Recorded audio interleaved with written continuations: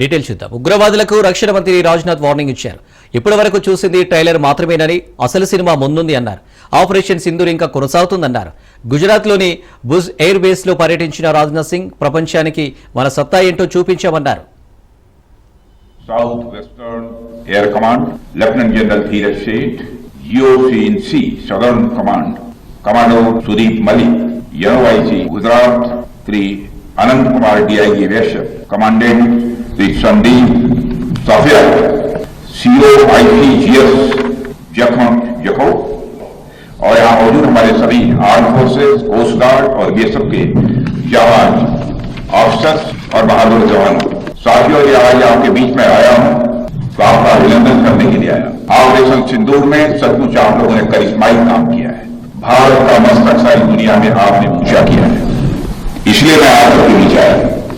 इसलिए ऑपरेशन सिंदूर के दौरान सिंदूर, और मैं बताना चाहता हूँ ऑपरेशन सिंदूर नाम किसने दिया? ऑपरेशन सिंदूर का नाम हमारे देश के यशस्वी प्रधानमंत्री आदरणीय नरेंद्र मोदी ने दिया, जो इसी जापान की धरती और ऑपरेशन सिंदूर के दौरान जो कुछ भी आपने किया है, समस्त हिंदुस्तानियों को, चाहे वो भारत के रहने वाले हों अथवा दुनिया के दूसरे देशों में रहने वाले हों, सभी गौरवान्वित हुए हैं। भारतीय वायुसेना के लिए सिर्फ 23 मिनट यह काफी थे पाकिस्तान की सरजमीन पर पल रहे आतंक के अजगर को कुचलने के लिए, और वो आपने करके दिखाया है। और मैं ये कहूं तो ये कहना गलत नहीं होगा, जितनी देर में लोग नाश्ता पानी निपटाते हैं। ఆఫ్ఘనిస్తాన్లో అధికారంలో ఉన్న తాలిబాన్ ప్రభుత్వంతో సంబంధాలు మెరుగుపరిచే దిశగా భారత్ ముందడుగు వేస్తుంది. తొలిసారిగా భారత విదేశాంగ మంత్రి ఎస్ జయశంకర్ తాలిబాన్ యాక్టింగ్ విదేశాంగ మంత్రి మౌలి అమీర్ ఖాన్ ముతాకితో ఫోన్ ద్వారా చర్చలు జరిపారు. ఇది రెండు దేశాల మధ్య డైరెక్ట్ డిప్లొమాటిక్ టచ్ గా భావించబడుతుంది. ఈ సంభాషణలో కీలక అంశాలపై చర్చ జరిగింది. ముఖ్యంగా భారత్ తన దేశానికి వచ్చే ఆఫ్ఘన్ పౌరులకు వీసా జారీని తిరిగి ప్రారంభించే అంశాన్ని పరిశీలిస్తామని తెలిపింది. పహల్గామ్ ఉగ్రదాడిపై తాలిబాన్ తీవ్రంగా స్పందించి ఖండించడంతో భారత్ థ్యాంక్స్ చెప్పింది. భారత్ జైలులో ఉన్న ఆఫ్ఘన్ పౌరుల విడుదల చేయాలని తాలిబాన్ రిక్వెస్ట్ చేసింది. దీనిపై చర్చలు కొనసాగుతున్నాయని తెలుస్తుంది.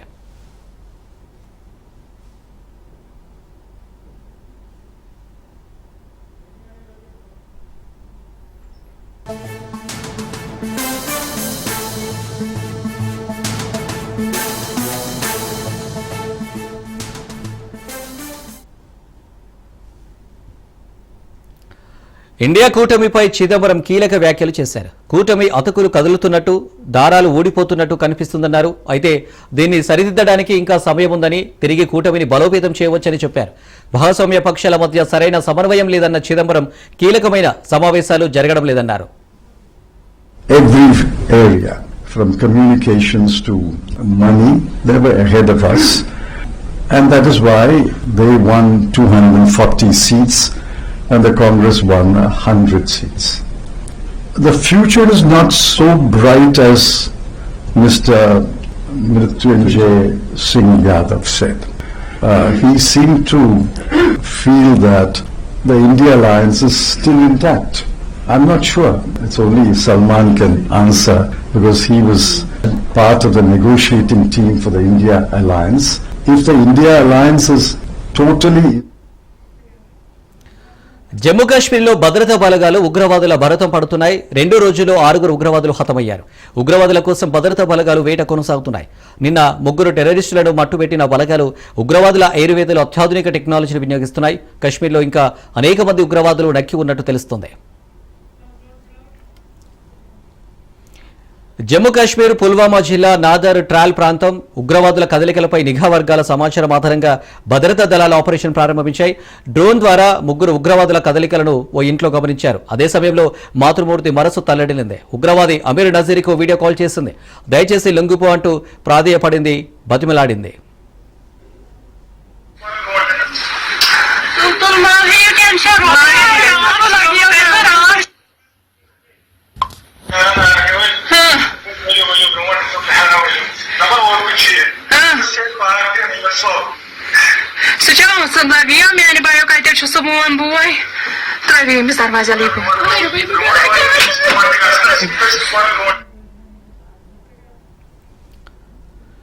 భారత్ పాక్ మధ్య యుద్ధాన్ని తానే ఆపానని ఇప్పటికే చాలాసార్లు ప్రకటించిన అమెరికా అధ్యక్షుడు డొనాల్డ్ ట్రంప్ వెనక్కి తగ్గారు. ఇప్పుడు తాను భారత్ పాక్ మధ్య యుద్ధాన్ని ఆపలేదని ప్రకటించారు. కేవలం తాను కాల్పుల విరమణకు రెండు దేశాలను ఒప్పించారని చెప్పారు. యుద్ధం వద్దు, వ్యాపారం చేద్దామంటూ తాను చేసిన ప్రతిపాదనను భారత్ పాక్ అంగీకరించాయని ట్రంప్ వివరించారు. కాగా భారత్ పాక్ యుద్ధంపై మూడో దేశం జోక్యం అవసరం లేదని భారత్ ఇప్పటికే కౌంటర్ వేసింది. That it's not settled, but I think it is settled. And we talked to them about trade. Let's do trade instead of do war. And Pakistan was very happy with that, and India was very happy with that, and I think they're on the way. You know, they have been fighting for about 1,000 years, in all fairness. So I said, you know, I could settle that up. I could settle anything. Let me settle it up. Let's get them all together. How long have you been fighting? About 1,000 years. Oh, that's a lot. I'm not sure about that. I'm not sure about settling. That's a tough one. They've been fighting for a long time. But we got that settled. Boy, everybody was very happy, I'll tell you. That looked like it was really going to be escalating. భారత విమానాశ్రయాల్లో ప్రయాణికుల cargo ground handling సేవలను అందించడంలో పాల్గొంటున్న Turkish company భద్రతా అనుమతుల్ని భారత్ రద్దు చేసింది. జాతీయ భద్రత దృష్ట్యా ఈ నిర్ణయం తీసుకున్నట్లు ఉత్తర్వులు జారీ చేశారు. Celebi airport services India private limited యొక్క భద్రతా అనుమతిని bureau of civil aviation security తక్షణమే రద్దు చేసింది. ఢిల్లీ, ముంబై, చెన్నైతో సహా 9 ప్రధాన విమానాశ్రయాల్లో కీలకమైన హై సెక్యూరిటీ కార్యకలాపాలను సెలబీ ఏవియేషన్ నిర్వహిస్తుంది. గ్రౌండ్ హ్యాండ్లింగ్, కార్గో సేవలు, ఎయిర్ సైడ్ ఆపరేషన్ వంటి కీలక విధులను కంపెనీ నిర్వహిస్తుంది. ఆపరేషన్ సింధూర్ సమయంలో పాకిస్తాన్ని సహకరించిన టర్కీకి భారత ప్రజలు షాకులు ఇస్తూనే ఉన్నారు. ఇప్పటికే టర్కీ ఆపిల్స్ కి అతిపెద్ద మార్కెట్గా ఉన్న భారత్ ఇప్పుడు భారత వ్యాపారులు ఆ దేశ ఆపిల్స్ ని బ్యాన్ చేశారు. మరోవైపు టర్కీ టూర్లను ప్రజలు రద్దు చేసుకుంటున్నారు. దీనికి తోడు టర్కీ యూనివర్సిటీలతో భారత యూనివర్సిటీలు కుదుర్చుకున్న ఒప్పందాలను రద్దు చేసుకుంటున్నారు.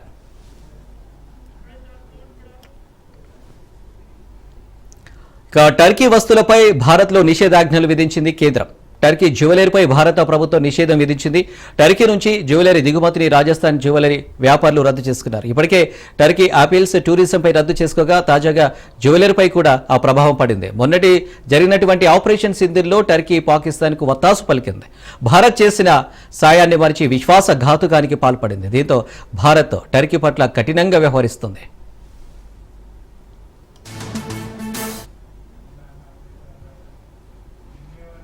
తెలంగాణ మంత్రి కొండా సురేఖ వ్యాఖ్యలు పొలిటికల్ గా దుమారం రేపుతున్నాయి. ఫైళ్ల క్లియరెన్స్ పై మరోసారి స్పందించారు మంత్రి కొండా సురేఖ. తన మాటలను కొందరు వక్రీకరించారని చెప్పుకొచ్చారు. తాను మంత్రులను అని మాత్రమే చెప్పారన్న సురేఖ కాంగ్రెస్ మంత్రులను ఎక్కడా చెప్పలేదని వివరించే ప్రయత్నం చేశారు. ఫారెస్ట్ మినిస్టర్ గా ఉన్నాను కాబట్టి నా దగ్గరికి కొన్ని కంపెనీలవి క్లియరెన్స్ కోసం అని చెప్పి ఫైల్స్ వస్తా ఉంటాయి. మామూలుగా మంత్రులు అట్లాంటి ఫైల్స్ వచ్చినప్పుడు డబ్బులు తీసుకొని క్లియరెన్స్ ఇస్తా ఉంటారు. నేనన్నా మాకు ఒక న్యాయ పైసా మీరు ఇవ్వాల్సిన అవసరం లేదు, మీరు సమాజ సేవ చేయండి, మా స్కూల్ ఒకటి డెవలప్ చేయండి, మా పేరు మీద అది మీ పేరు గుర్తుండిపోతుంది అని చెప్పినప్పుడు వాళ్ళు మేము పై వాళ్ళతో మాట్లాడాలి మేడం, మా చేతుల్లో లేదు అని సదానంద రెడ్డి గారు చెప్పి వాళ్ళ హైయర్ వాళ్ళు CEO వాళ్ళు ఉంటారు, ఆ కంపెనీకి చెందినటువంటి ఓనర్స్ తోటి మాట్లాడి డెసిషన్ తీసుకుంటామని ఒక 3-4 సార్లు వాళ్ళు రావడము పోవడము, చివరకు వాళ్ళు ఈ 4.5 కోట్ల రూపాయలతోటి ఇది నిర్మాణం చేస్తామని వాళ్ళు ఒప్పుకున్నప్పుడు అసలు నాకు ఎంత హ్యాపీగా అనిపించిందంటే ఇది అసలు నేను కట్టగలుగుతానా మనము అన్నప్పుడు వారు ఓకే చెప్పినప్పుడు నాకు చాలా చాలా సంతోషం వేసింది. మీరు పర్సంటేజీలు తీసుకున్నారు, మీరు పర్సంటేజీలు లేని పనులు చేయలేదు, మీరు సెలెక్టెడ్ ఫైల్స్ మాత్రమే మీరు తీసుకొచ్చి మీరు సంతకాలు పెట్టారు. అటువంటివి వాళ్ళకి అవసరం లేదు. ఎందుకంటే వాళ్ళకి డబ్బులు వచ్చే పర్సంటేజ్లు వచ్చే పెద్ద పెద్ద పనులను తీసుకొని ఈరోజు కోట్ల రూపాయలు వాళ్ళు దండుకొని ఈరోజు కోటీశ్వర్లై నేను ఒక చిన్న మాట, అది నేను జనరల్ గా వాడినటువంటి మాటను దాన్ని కాంగ్రెస్ వాళ్ళకి ఆపాదిస్తున్నాను. నేను కాంగ్రెస్ మంత్రులు అనేటువంటి మాట ఎక్కడ కూడా మాట్లాడలేదు. జనరల్ గా మంత్రులు అనేటువంటి మాట మాట్లాడిన అందరూ అని కూడా మాట్లాడలేదు. జనరల్ గా మంత్రులు అని మాట్లాడిన దాన్ని ఎవరి ఆలోచనను బట్టి వాళ్ళు దాన్ని అర్థం తీసుకోవచ్చు. అంటే ఇక్కడ టిఆర్ఎస్ వాళ్ళ మైండ్ ను బట్టి వాళ్ళు దాన్ని అర్థం చేసుకొని నేనేదో తప్పు మాట్లాడినా మా మంత్రులు అవినీతి చేస్తా ఉన్నారు అనే పద్ధతిలో నేను మాట్లాడినా అని చెప్పి ట్రోలింగ్ చేయడం చాలా బాధాకరం. వెంటనే దాన్ని ఆపాల్సిన అవసరం ఉన్నది. లేకపోతే నేను సైబర్ క్రైమ్ వాళ్ళకి తప్పకుండా నేను కంప్లైంట్ ఇస్తాను. ఎందుకంటే తొండముదిరి ఊసర వెళ్ళి అయినట్టుగా ఈ టీఆర్ఎస్ ట్రోల్స్ ఏవైతే ఉన్నాయో, టీఆర్ఎస్ పేడ్ బ్యాచ్ ఏదైతే ఉందో వాళ్ళు మరీ దారుణంగా, కనీసం వాళ్ళు మనుషుల పశువులా కూడా అర్థం కానటువంటి పరిస్థితిలో వాళ్ళు ఉన్నారు. రేవంత్ సర్కారుపై మాజీ మంత్రి హరీష్ రావు నిప్పులు చెరిగారు. రాష్ట్రంలో అవినీతి రాజ్యం వెళుతుందన్నారు. కొనుగోలు కేంద్రాల వద్ద రైతులు బోరున విలిపిస్తున్నారని ఆవేదన వ్యక్తం చేశారు హరీష్. మంత్రి ఉత్తమ్వి ఉత్తర కుమార ప్రగల్భాలంటూ కామెంట్ చేశారు. కంచెగచ్చిపోలి భూముల విషయంలో రేవంత్ తొందరపాటు చర్యలతో అధికారులు బలైపోతున్నారని హరీష్ రావు తెలిపారు. ధాన్యపు రాసుల గురించి ఆలోచన చేయాల్సిన సీఎం అందాల పోటీల గురించి ఆలోచన చేస్తున్నాడని ఫైర్ అయ్యారు హరీష్ రావు. తెలంగాణ ఆడబిడ్డలతో విదేశీ మహిళల కాళ్లు కడిగించడం సిగ్గుచేటన్నారు. మినిస్టర్ల దగ్గర ఫైల్స్ క్లియర్ కావాలంటే కమిషన్లు దండుకోవడం కాంగ్రెస్ నైజమంటున్న మాజీ మంత్రి హరీష్ రావుతో మా ప్రతినిధి సాయిదులు face to face. Open secret కదా బైసాబ్. ఫైనాన్స్ లో బిల్లు కావాలంటే కాంట్రాక్టర్లే ఇవాళ సెక్రటరియట్ లో ఫైనాన్స్ మినిస్టర్ ఛాంబర్ ముందు ధర్నా చేసి 20% ఇస్తేనే బిల్లులు ఇస్తుండ్రు అన్నారు. రెవెన్యూలో ఏ భూమి క్లియర్ కావాలన్నా 30% ఇస్తేనే క్లియరెన్స్ ఇస్తున్నారు అని చెప్తున్నారు. అదేవిధంగా మున్సిపల్ అడ్మినిస్ట్రేషన్ డిపార్ట్మెంట్ లో విల్లా కమ్యూనిటీకి కావాలంటే 200 రూపీస్ స్క్వేర్ ఫీట్ అని, అపార్ట్మెంట్లు కట్టాలంటే 100 రూపీస్ స్క్వేర్ ఫీట్ వసూలు చేస్తున్నారని ఇలా రాష్ట్ర వ్యాప్తంగా ఓపెన్ సీక్రెట్ అయిపోయింది. అంటే కాంగ్రెస్ హయాంలో ఫైళ్లు కదలాలంటే మంత్రులకు డబ్బులు ఇవ్వాలని చెప్పి ఆ రాష్ట్ర మంత్రులే చెప్తా ఉన్నారు, కాంట్రాక్టర్లు చెప్తా ఉన్నారు, ప్రజలు మాట్లాడుకుంటా ఉన్నారు. అందుకే ఇలా రాష్ట్రంలో ఆర్థిక మాంద్యం ఏర్పడతా ఉంది, రాష్ట్రంలో పనులు జరగడం లేదు. అందుకే రాష్ట్రంలో ప్రజలు తీవ్రమైన ఆగ్రహంతో ఉన్న పరిస్థితి. ఇలా కాంగ్రెస్ లో ఓపెన్ సీక్రెట్ కదా బైసాబ్. ఫైనాన్స్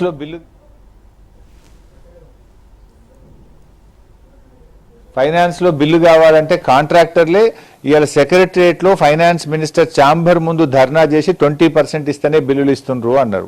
రెవెన్యూలో ఏ భూమి క్లియర్ కావాలన్నా 30% ఇస్తేనే క్లియరెన్స్ ఇస్తున్నారు అని చెప్తున్నారు.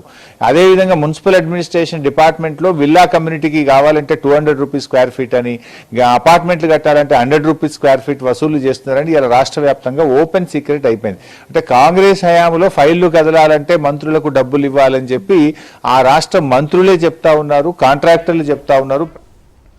న్యూస్. మంత్రి కొండా సురేఖ వ్యాఖ్యలపై మాజీ మంత్రి కేటీఆర్ స్పందించారు. ఇప్పటికైనా నిజం ఒప్పుకున్నందుకు శుభాకాంక్షలంటూ విమర్శించారు. తెలంగాణలో కాంగ్రెస్ కమిషన్ సర్కార్ నడుపుతుందని, కమిషన్లు తీసుకోకుండా మంత్రులు సంతకాలు చేయరన్నారు. 30% కమిషన్లతో ప్రభుత్వం నడుస్తుందన్న కేటీఆర్ కమిషన్ల దందాను కాంట్రాక్టర్లు బయటపెట్టారని, కమిషన్లు తీసుకున్న వారి పేర్లు మంత్రి బయట పెట్టాలన్నారు. కొండా సురేఖ వ్యాఖ్యలపై విచారణకు ఆదేశించగలరా అని కేటీఆర్ నిలదీశారు.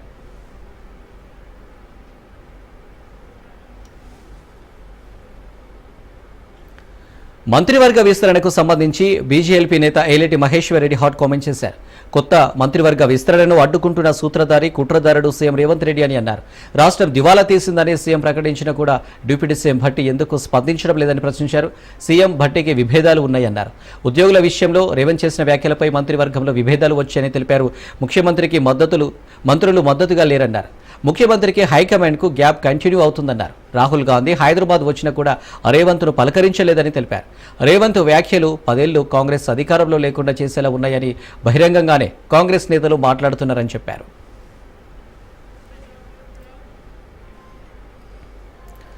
సచివాలయంలో వ్యవసాయ శాఖ అధికారులతో సీఎం రేవంత్ రెడ్డి సమీక్షించారు. మంత్రి తుమ్మా నాగేశ్వరరావు, వేం నరేందర్ రెడ్డి ఉన్నతాధికారులు హాజరయ్యారు. వానాకాలం పంటలకు సన్నద్ధం అవ్వాలని అధికారులకు సీఎం ఆదేశించారు. నకిలీ విత్తనాల అమ్మకాలపై కఠిన చర్యలు తీసుకోవాలన్నారు. ఎరువుల కొరత లేకుండా చూడాలని అధికారులకు సీఎం రేవంత్ సూచించారు. రైతులకు ఇబ్బంది కలగకుండా చర్యలు తీసుకోవాలన్నారు.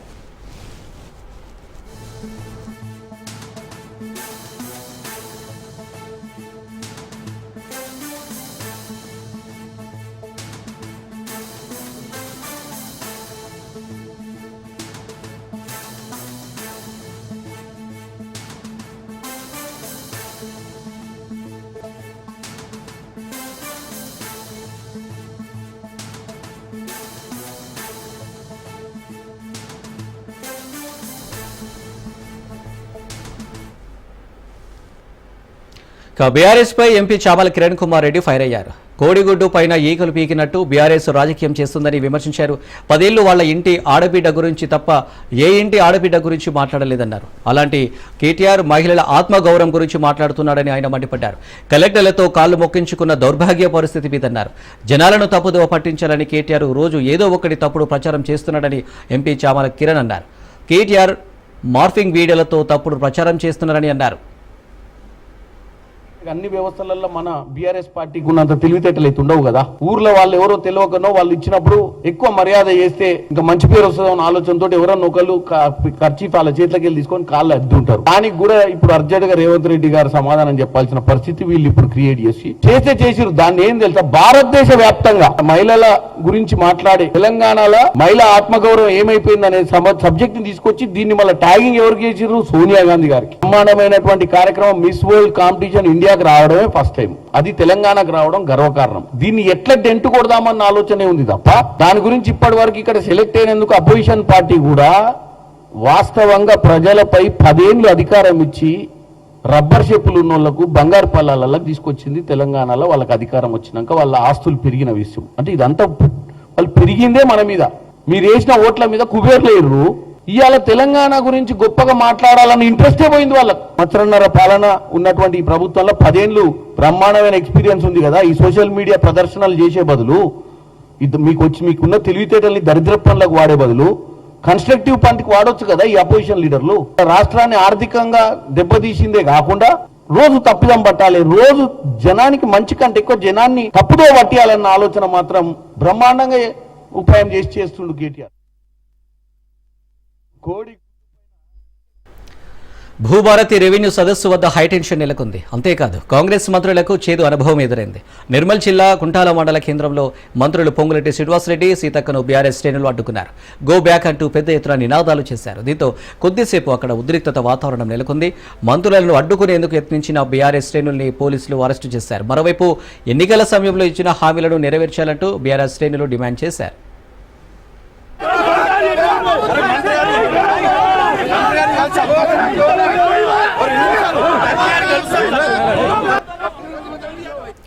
విజయవాడలో కూటమి ప్రభుత్వం ఆధ్వర్యంలో తిరంగ యాత్ర నిర్వహించారు. టీడీపీ, జనసేన, బీజేపీ ఆధ్వర్యంలో నిర్వహించిన తిరంగ యాత్రలో CM Chandrababu, deputy CM Pawan, Rajahmundry MP, AP BJP అధ్యక్షురాలు పురంధేశ్వరి పాల్గొన్నారు.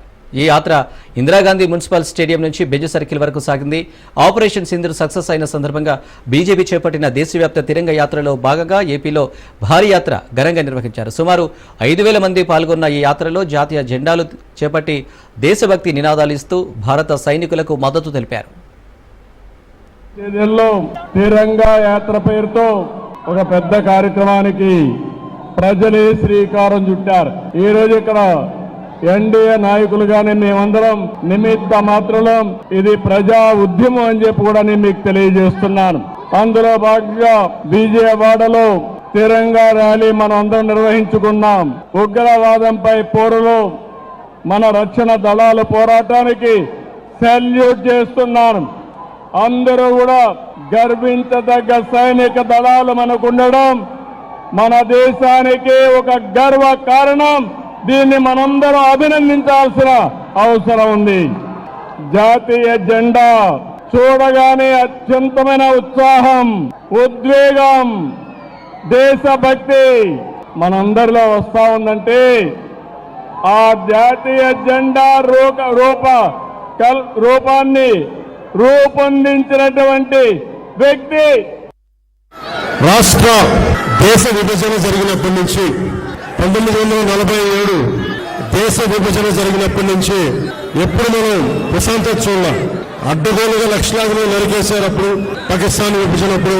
ఆ రోజు నుంచి ఈ రోజు దాకా ఏదో ఒక సందర్భంలో వాళ్ళ దేశాన్ని, పాకిస్తాన్ని వాళ్ళు ఏలుకోలేక బలపడుతున్న మన దేశం, అభివృద్ధి చెందుతున్న మన దేశం ఎలాగైనా సరే దీన్ని వెనక్కి నెట్టాలి, అభివృద్ధిని ఆపాలి అనే ప్రయత్నాలు పాకిస్తానీ కొన్ని దశాబ్దాలుగా చూస్తున్నాం. కోయంబత్తూరులో బాంబు పేలుళ్లు కానీ, అలాగే గోకుల్చాట్ పేలుళ్లు కావచ్చు, లుంబిని పార్క్ పేలుళ్లు కావచ్చు, జామా మస్జిద్ పేలుళ్లు కావచ్చు, వీటన్నిటికీ వెనక పాకిస్తాన్ హస్తం ఉంది. మనం చేయగలిగేది సైనికులకి మేము అండగా ఉన్నాం, మేము ధైర్యం చెప్పడం. అలాగే స్థానికంగా మనకి భారతదేశం లోపల ఎవరైనా సరే సూడో సెక్యులరిస్టులు ఎవరైనా సరే సెక్యులరిజం పేరు మీద సూడో సెక్యులరిస్ట్ వాదులు ఇది భారతదేశ ఆర్మీని గాని, డిఫెన్స్ ఫోర్సెస్ ని గాని బలహీనపరిచే విధంగా, కించపరిచే విధంగా అలాంటి వ్యాఖ్యలు చేస్తే మటుకు మనందరి ఒక సమర్థవంతమైనటువంటి నాయకత్వం, ఒక దృఢమైనటువంటి నాయకత్వం దేశానికి లభించిన తర్వాత దేశ ఆంతరంగిక భద్రతతోటి అదేవిధంగా దేశ సార్వభౌమత్యంతో చెలగాటమాడాలి అని చెప్పి చూసినట్లయితే దానికి ధీటైనట్టు జవాబు మనం అందరం కూడా ఈ మధ్య కాలంలోనే చూసాము. ఏప్రిల్ 22 26 అమాయకులైనటువంటి భారత పౌరుల్ని పొరుగు దేశం నుండి వచ్చినటువంటి ఉగ్రవాదులు పొట్టన పెట్టుకున్నప్పుడు మా ప్రజలతోటి వారి ప్రాణాలతోటి చెలగాట పాడినట్లయితే ఇదే. ఏపీ లిక్కర్ స్కామ్ కేసులో కీలక పరిణామం చోటు చేసుకుంది. ధనుంజయ రెడ్డి, కృష్ణమోహన్ రెడ్డిలను అరెస్టు చేశారు. వారిద్దరిని ఏసీబీ కోర్టులో హాజరుపరచనున్నారు సిట్ అధికారులు. ఇప్పటికే సుప్రీంకోర్టులో ఇద్దరికి నిరాశ ఎదురైంది. ధనుంజయ రెడ్డి, కృష్ణమోహన్ రెడ్డిలకు ముందస్తు బెయిల్ నిరాకరించింది. ధనుంజయ రెడ్డి గతంలో జగన్ ఓఎస్డీగా పనిచేశారు.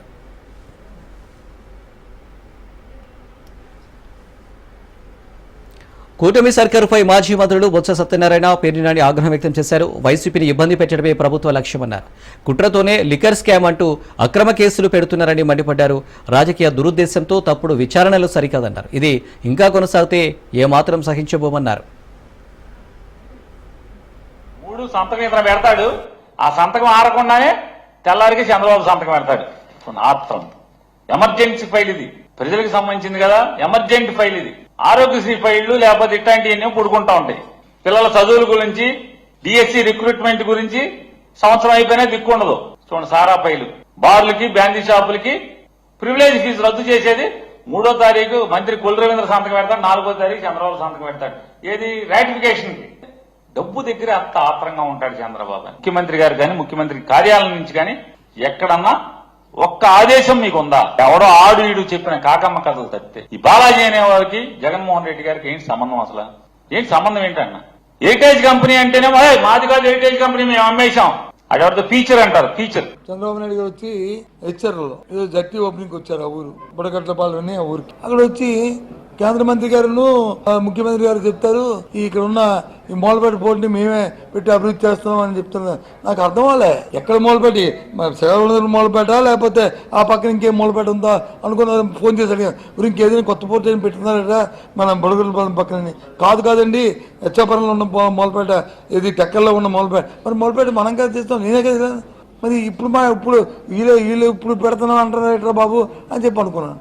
అంటే తెలుగుదేశం పార్టీ బాగా అలవాటు, ఏదైనా వస్తే మాత్రం వాళ్ళు పేరు పెట్టించుకోవడం రావట్టు, ఏదైనా పుడితే వాళ్ళు పేరు పెట్టించుకోవాలి అలవాటు. కష్టపడకంటే పేరు పెట్టించుకోవాలి, అదే అది కష్టమక్కలు పేరు పెట్టించుకోవాలి అంతే. వైసీపీ నేత విడుదల గోపికి భారీ ఊరట లభించింది. విజయవాడ ఏసీబీ కోర్టు బెయిల్ మంజూరు చేసింది. ఈ కేసు విషయమై ఎక్కడ మాట్లాడకూడదని న్యాయమూర్తి స్పష్టం చేశారు. ఎడ్లపాడు గ్రామంలోకి అనుమతి లేనిదే వెళ్లకూడదని ఆదేశాలు జారీ చేసింది. అలాగే పాస్పోర్ట్ను 3 రోజుల లోపల కోర్టుకు అందించాలని న్యాయమూర్తి కోరారు. కాగా స్టోన్ క్రషర్ యజమానిని బెదిరించి డబ్బులు వసూలు చేసిన కేసులో గోపి అరెస్ట్ అయ్యాడు.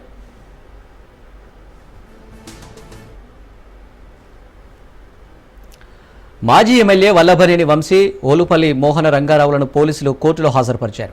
నకిలీ పట్టాల పంపిణీ వ్యవహారంలో వంశీపై పీటీ వారెంట్ దాఖలు చేశారు హనుమాన్ జంక్షన్ పోలీసులు. ఈ నేపథ్యంలో వల్లభనేని వంశీ, ఓలుపల్లి మోహన్ రంగారావులను నూజివీడులోని 2వ అదనపు జూనియర్ సివిల్ జడ్జి ముందు హాజరుపరిచారు. నూజివీడు కోర్టులో వల్లభనేని వంశీకి చుక్కెదురైంది. వల్లభనేని వంశీ ఆరోగ్య పరిస్థితిపై ఆందోళన వ్యక్తం చేశారు భార్య పంకజశ్రీ. యూరిన్ శాంపిల్స్లో ప్యూటోనియం బాడీస్ పాజిటివ్ వచ్చినట్లు తెలిపిన వంశీ భార్య పంకజశ్రీ గతంలో కొట్టివేసిన కేసులను మళ్లీ పెట్టి వంశీపై తప్పుడు కేసులు బనాయిస్తున్నారంటూ ఆరోపించారు వంశీ లాయర్. ఈ నెల 29 వరకు ఇద్దరికి 14 రోజులు రిమాండ్ విధించింది కోర్టు. బెయిల్ పిటిషన్స్ అన్ని ఇంటర్మ్ బెయిల్ కూడా రేపిస్తారు. ప్రస్తుతం వంశీ గారు ఆరోగ్య వాటి గురించి అంతా ఇప్పుడు పట్టించుకునే పరిస్థితిలో నేను లేనండి. ఆయన హెల్త్ చాలా డిటీరియరేట్ అయిపోయింది, వెయిట్ లాస్ ఉంది బాగా, అండ్ ఆల్సో యూరిన్ శాంపిల్స్ లో కీటోన్ బాడీస్ పాజిటివ్ వచ్చాయి మాకు. సో మేము దాని గురించి చాలా వరీ అవుతుంది. అవన్నీ లీగల్ టీమ్ అడగండి ఏదైనా ఉంటే. వాటి గురించి అంతా ఇప్పుడు పట్టించుకునే పరిస్థితిలో నేను.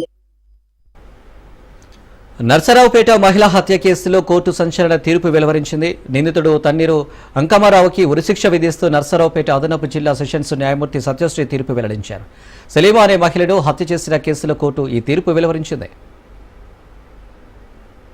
మే 5వ తేదీన లాల్ బహదూర్ సెంటర్ కూరగాయల మార్కెట్ సమీపంలో ఉదయం పూట ఒక గుర్తు తెలియని మహిళ మృతదేహం లభించింది. ఆ మృతదేహాన్ని చూసినటువంటి పోలీసు వారు అప్పుడు ఇదేదో యాక్సిడెంటల్ గా జరిగిందని ఇచ్చేసిన తర్వాత చుట్టుపక్కల ఉన్నటువంటి పంజాబ్ నేషనల్ బ్యాంక్ కుంభకోణం కేసులో పరారీలో ఉన్న వజ్రాల వ్యాపారి నీరవ్ మోడీ దాఖలు చేసిన బెయిల్ పిటిషన్లను లండన్ కోర్టు మరోసారి తిరస్కరించింది. తనను భారత్కు అప్పగించే వరకు బెయిల్పై విడుదల చేయాలని నీరవ్ దాఖలు చేసిన అభ్యర్థనను కోర్టు కొట్టేసింది. ఈ కేసులో నీరవ్ చేసిన విజ్ఞప్తికి న్యాయస్థానం అంగీకరించలేదు. నీరవ్ దాఖలు చేసిన బెయిల్ పిటిషన్ను కోర్టు తిరస్కరించడం ఇది 10వ కావడం గమనార్హం. దీంతో నీరవ్ మోడీ భారత్కు రప్పించడానికి దాదాపు మార్గం సుగమమైనట్టేనని పలువురు భావిస్తున్నారు.